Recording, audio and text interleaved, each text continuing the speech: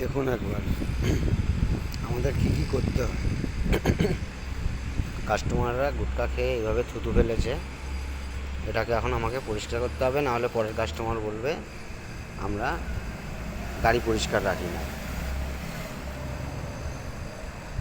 তা এরকম কত কাস্টমাররা কত কিছু করে, আমরা যদি কিছু বলতে যাই অমনি কমপ্লেন, মেল, কত গল্প শুরু হয়ে যায়। আমরা যে রাতভর রাস্তায় পড়ে থাকি সেটার কোনো দাম নেই। 10 টাকা বেশি চাইলেই বিশাল কষ্ট হয়ে যায়। এদিকে কিন্তু রাত্রেবেলায় পার থেকে বেরোচ্ছে 20,000 15,000 টাকা খরচা করে, তখন গায়ে লাগে না।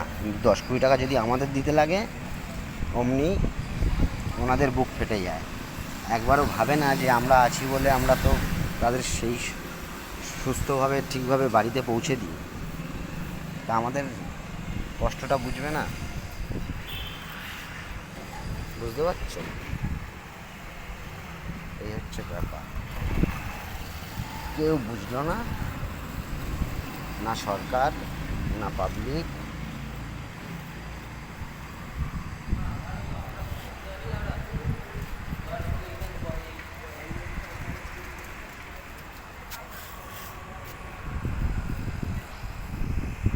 দেখি আবার এই গেটে কিছু করে রেখেছে নাকি।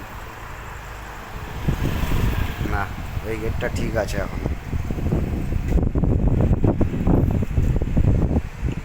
তাহলে বুঝতে পারছেন কত কি আমরা ঝামেলা পোয়াই, রাত অবধি রাস্তায় পড়ে থাকি। তা আমাদের কি ইচ্ছা করে না আমাদের একটু ভালোভাবে জীবন কাটাতে? জ্যাম জটে যদি গাড়ি পড়ে, তখন যদি 10 টাকা 20 টাকা বেশি দিতে বলি, আপনি আপনাদের খুব কষ্ট লেগে যায়। একবারও বোঝেন না, ওই জ্যামে দাঁড়িয়ে তো তেলটা 20 টাকার হলে বেশি পড়ছে, সেই তেলটা আমাদের কোথাও দিয়ে আমাদের গাড়ির থেকে তো যায়।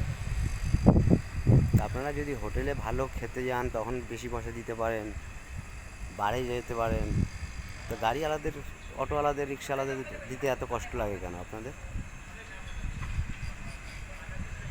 একবারও তো আমাদের কষ্টটা বোঝেন না। প্রত্যেকটা গাড়িওয়ালা তো সবাইকে বাড়ি পৌঁছায় ঠিক সুস্থভাবে, সবাই তো বাড়িতে গিয়ে বেশিরভাগ মানুষই আরামসে ঘুমাচ্ছেন। আমরা যে রাস্তায় পড়ে থাকি, যা কাজ করেছি যদি এখন বাড়ি যাই 250-300 টাকা তেল পুড়ে যাবে। তাহলে 300 টাকা তেল পুড়ে যাওয়া মানে বুঝতে পারছেন সারাদিন কী কাজ করেছি আমরা। হয়তো সব বাদ দিয়ে তেল 1200 টাকা কাজ করেছি, গাড়ির আছে 500 টাকা এখনও।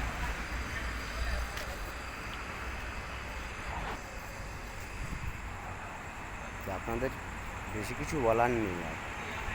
সবাই শিক্ষিত মানুষ, ভালো মানুষ, একটু বিবেচনা করে চলবেন, এটাই বলার।